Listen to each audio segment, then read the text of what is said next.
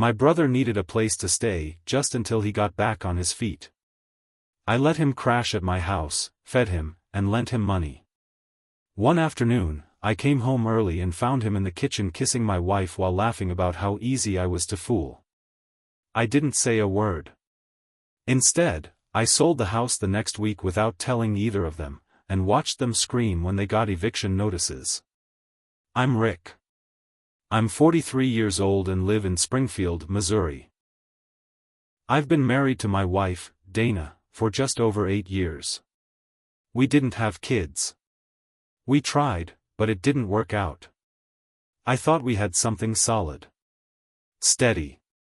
Maybe not exciting, but I never needed excitement. I just wanted peace. My younger brother Kyle, on the other hand, is the complete opposite. He's 38. Always been a smooth talker. The kind of guy who can charm his way into anything. He's never had a stable job for more than a year. Never paid rent more than 3 months in a row. He's the kind of person who shows up with a sob story, stays too long, and leaves behind a mess. We weren't close growing up. He got into trouble, hung with the wrong crowd, got into drugs in his 20s. I stayed away from all of that. Still, he's my brother. Blood. And no matter how many times he screwed up, some part of me always hoped he'd change. A few months ago, Kyle called me out of the blue. He said things had gone south in Tulsa. He lost his job, blamed his boss, of course. Said his girlfriend kicked him out after catching him talking to some girl he didn't even like. He had no car, no money, and said he was staying in a friend's basement with no heat. He sounded like crap. Said he just needed a place to stay for a few weeks until he could get back on his feet. I asked Dana what she thought. Her exact words were, "I don't trust him, Rick. I've seen how he talks to women, how he always needs something. He's not your responsibility." She wasn't wrong.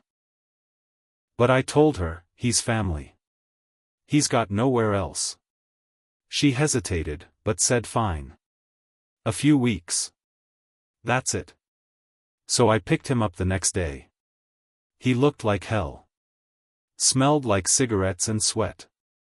I took him home, gave him clean towels, a room to sleep in, and even handed him a spare key. I told him he could use my truck to look for work. Gave him a prepaid card with a couple $100 on it for gas and food. The first couple of weeks were fine. He was polite, helped out around the house. Even cooked dinner a few nights. Dana seemed to warm up to him quicker than I expected. They joked around, laughed at shows together. He was funny, I'll give him that. Always had a comeback, always had a story. I'd come home from work and find them talking in the kitchen with wine glasses and music playing.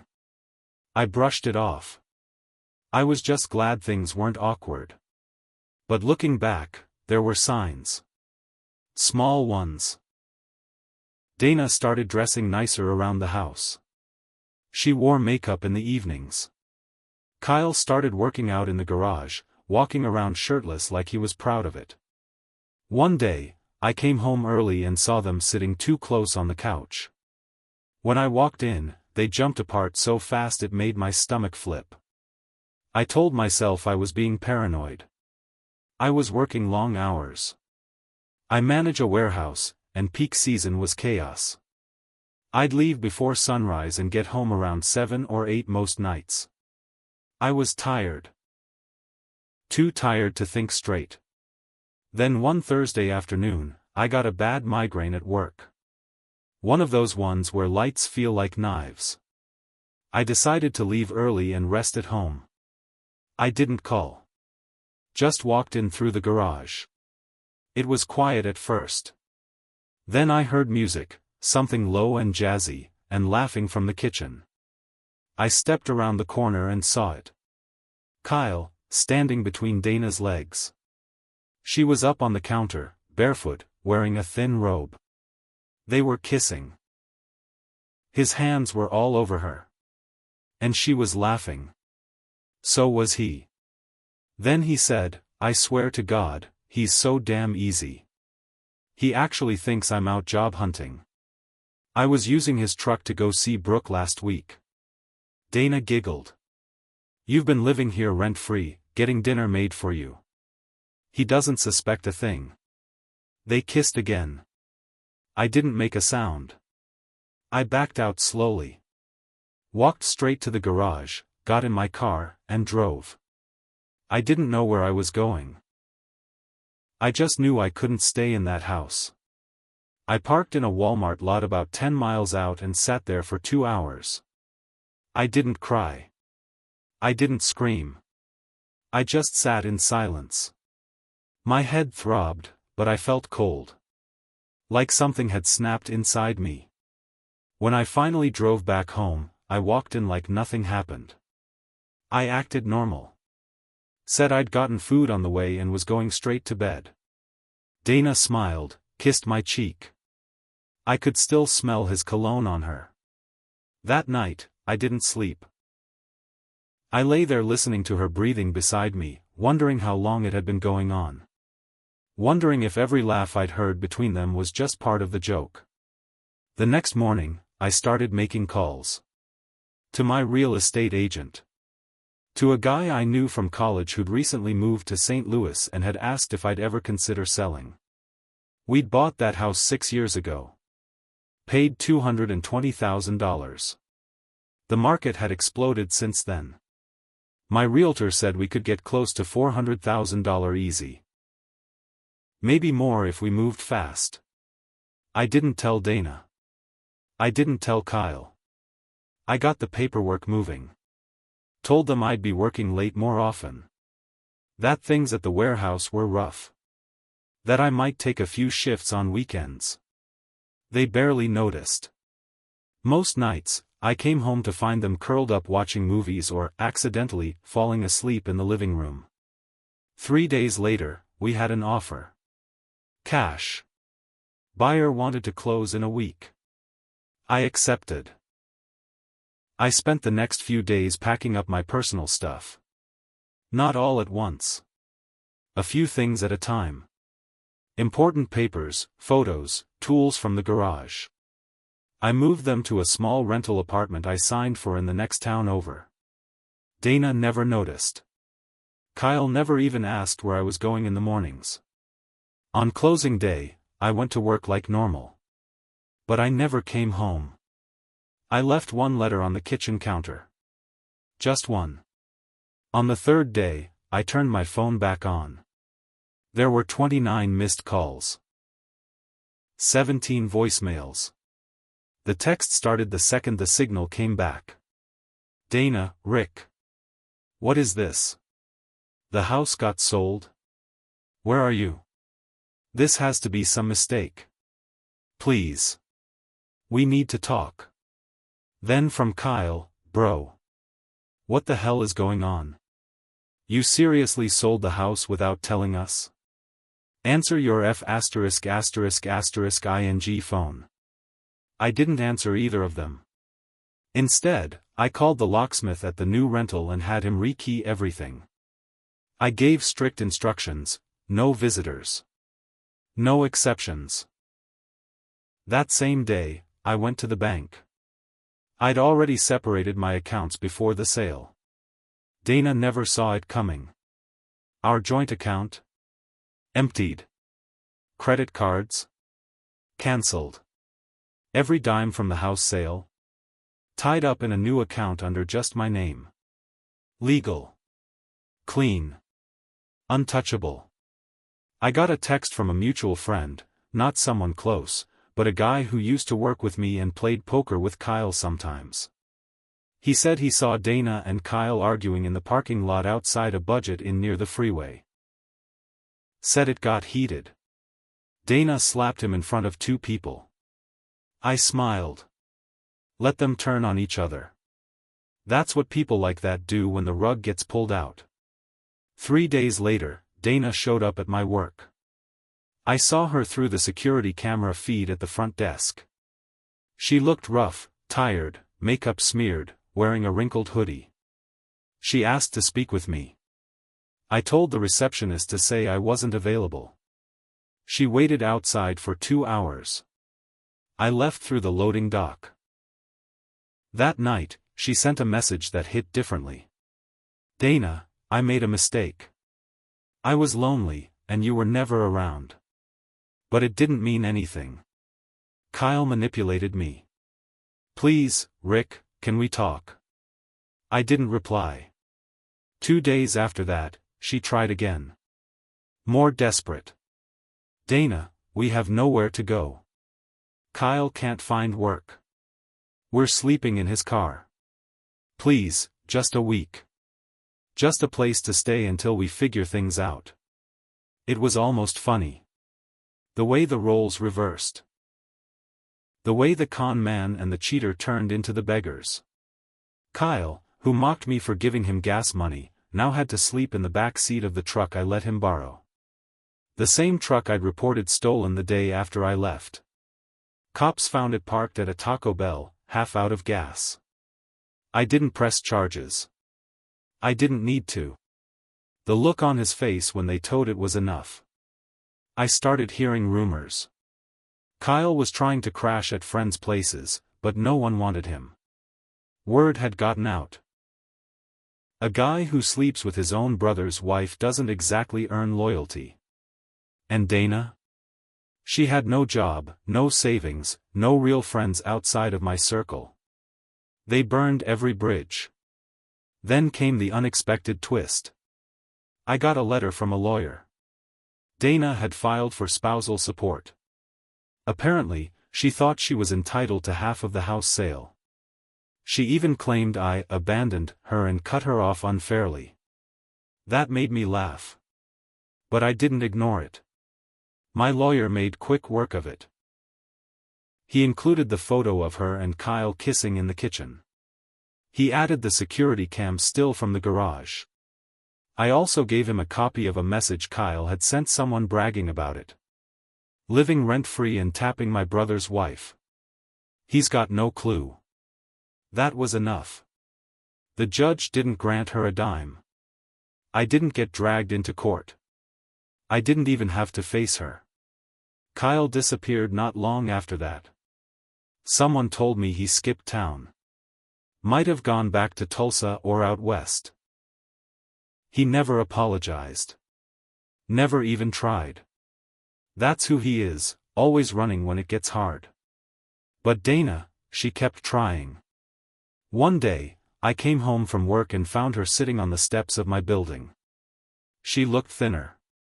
Worn down. Her voice cracked when she said, "Rick, please. I have nothing. You were my home." I looked her straight in the eye and said, "You threw it away. You and Kyle both. Go ask him for help." "Hey Rick, sorry to bug you after hours, but we had someone call in saying you were involved in some kind of a fraud with a house sale and that you'd forged documents to evict your wife and brother." I felt my blood run cold. Wait, what? Yeah. It sounded bogus. But corporate has to log it. You're not in trouble, we're just flagging it in case it escalates. I thanked her, hung up, and sat there trying not to scream. That's when I knew, Dana wasn't done. She was trying to poison the well. If she couldn't get my money, she was going to try and ruin my name. And the worst part? She'd picked the one place I couldn't afford to have rumors spread, my job. It was the only stable thing I had left. A few days later, my landlord pulled me aside. "Had a weird situation this morning. Someone left a letter taped to your door. Said you're dangerous. That you abused your wife. Threatened to kill your brother." I asked to see it. It was typed, no return address. Just a full page of pure crap. Stuff that could only come from someone who knew details about my life, someone like Dana. Or Kyle. Maybe both. I reported it to the cops. They shrugged. No threats here. Just words. I knew I had to play smarter. So I started digging. Quietly. I called in a favor from an old buddy of mine who used to work for a private investigator in Branson. He owed me years ago. I'd covered a damage bill for his truck when we worked together. I told him what was going on, and he agreed to run a quick check. 2 weeks later, he called me. "You're gonna want to see this," he said. He emailed me a packet. Inside was a goldmine of trash. Dana had started a GoFundMe. Said she was a victim of sudden abandonment, that her abusive husband left her homeless after years of emotional trauma. The photos she used? One of her crying outside the house, taken the day the eviction notice hit. Another was a photo of a bruise on her arm. Old, probably from bumping into something, but she framed it like I did it. She'd raised over $6,000. But that wasn't the worst part. The account was in Kyle's name. They were splitting the money. Pretending to be survivors. Playing the sympathy card on the internet. That was the moment something in me snapped for real. They were using me. Again. Even after everything. Even after I walked away. I wasn't going to let it stand. I gathered everything. Screenshots of the GoFundMe. Posts from her Facebook where she was tagging Kyle in pictures and joking about starting fresh. The court documents from the divorce. The proof that I'd sold the house legally. The photos. The texts. All of it. Then I reported the GoFundMe. And I posted everything, all the proof, in the comments section of the fundraiser. And I wasn't subtle. I laid it out in plain language: this woman is not a victim. She and my brother had an affair while I was at work. I caught them. I didn't yell. I didn't fight. I walked away. I sold the house I owned, legally, and moved out. She tried to sue me. She lost. Now she and my brother are pretending to be abused so they can scam strangers. Here's the court case. Here's the evidence. Here's her texts. Don't give them a cent. It exploded. People who had donated were furious. The fundraiser was pulled within 48 hours. Dana's Facebook disappeared. Kyle's too. But it wasn't over yet. Because a few days later, I got served. Dana was suing me for defamation. That was her next move. And this time, it was personal. Getting served with that defamation suit hit like a punch to the gut. Not because I thought she'd win. But because she had the nerve to come after me again, legally, after everything she did. I remember staring at the papers in my hands, thinking, she's really not gonna stop until I'm ruined or locked up. But this time, I was ready. I'd already hired a lawyer during the spousal support fiasco. A tough, sharp guy named Michael Hardy who used to be a prosecutor in St. Louis. I sent him everything. The GoFundMe. The photos. The texts. The documents. Every damn thing. He called me 2 hours later. "Rick, I'm not just going to beat this. I'm going to destroy them." We filed a motion to dismiss the suit the same day. Then Michael filed a counterclaim, for malicious prosecution, fraud, and emotional distress. He even threw in civil conspiracy since Kyle was directly involved in the scam. And because Dana had used public donation platforms to lie about abuse, Michael said we might have grounds for criminal fraud if we could get a prosecutor interested. That was the first night in a long time I actually slept through the night. The lawsuit dragged on for 2 months. Dana tried to cry in court. Said I had set her up and abandoned her in a mental breakdown. Kyle didn't even show. He'd skipped town again. Rumor was he was couch surfing in Albuquerque. Probably scamming someone new. But the judge didn't buy a word of it. Michael shredded her on the stand. Calm, patient, precise. He made her read the texts she sent me. Made her explain why her bruises suddenly vanished the day after posting them. Made her admit that she'd signed over her share of any marital property during mediation. Dana cracked. By the end of it, not only did she lose the defamation suit, but she was hit with a court order to repay every cent raised in the GoFundMe, plus cover my legal costs. Over $11,000. She cried when the judgment came down. Begged the judge for leniency. He told her, word for word, "You don't get to play victim and predator at the same time." She stormed out of the courtroom without looking at me. But here's the twist no one saw coming, not even me. About a week later, I got a message through my lawyer. From Dana's mother. I didn't even know the woman was still alive. I'd only met her once. She lived in Colorado and was estranged from Dana for years. The message said, "Rick, I just want you to know, I raised her better. I'm ashamed of what she did to you. If you ever want to talk, or just need a reminder not all people are like her, I'm here." It threw me off. I didn't respond right away. But a part of me, the part that still wanted to believe in something good, saved her number. I haven't called yet. Maybe someday. As for Dana and Kyle? Dana's been quiet. Last I heard, she tried to file for bankruptcy, but she got denied because of ongoing fraud investigations from the GoFundMe fallout. She's working part-time at a diner in West Plains, according to a buddy of mine who ran into her last month. She looked older. Hollow. Kyle? Vanished. One day I might hear his name on the news.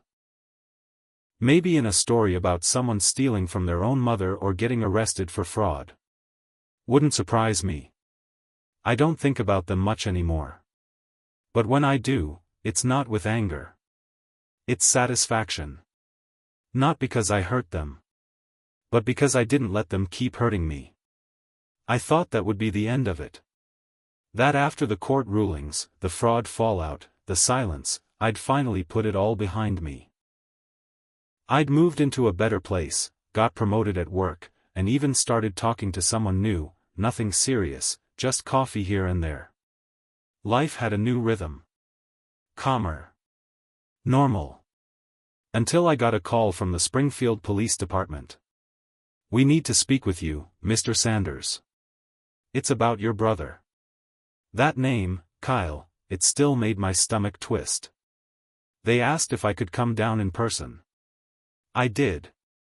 The officer pulled out a folder and slid it across the table. We picked up a man at a gas station off I-44. Fake ID, unpaid warrants in 2 states, and drug paraphernalia in his car. He had this on him. Inside the folder was a photo of Kyle. Older, rougher, like life had finally started catching up with him. He looked exhausted. Strung out. Gaunt.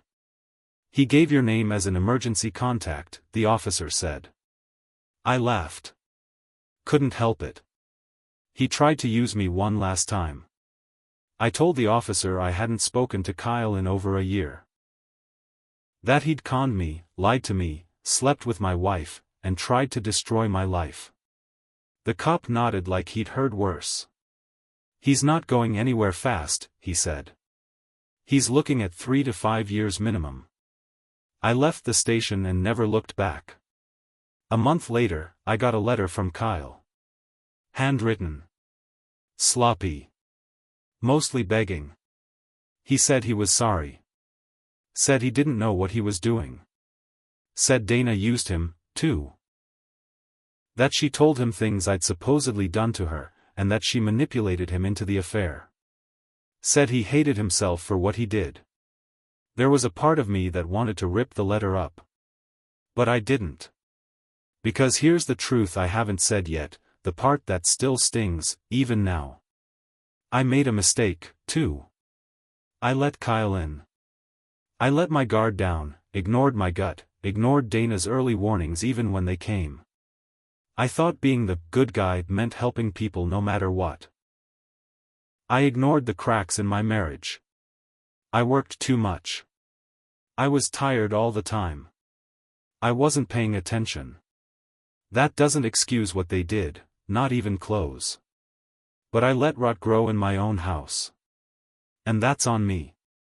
That doesn't mean I deserved what happened. But I can own my part in it. Dana? She sent one final email. Said she was moving to Arkansas. Starting over. Asked if I'd ever consider talking again, even just as friends. I didn't reply. I blocked her. Sometimes revenge isn't about screaming or throwing punches or burning everything to the ground. Sometimes revenge is about surviving. Doing better. Living better. Letting the people who hurt you rot in the mess they made, while you walk away cleaner, colder, and smarter than before. That's what I did. And I never looked back.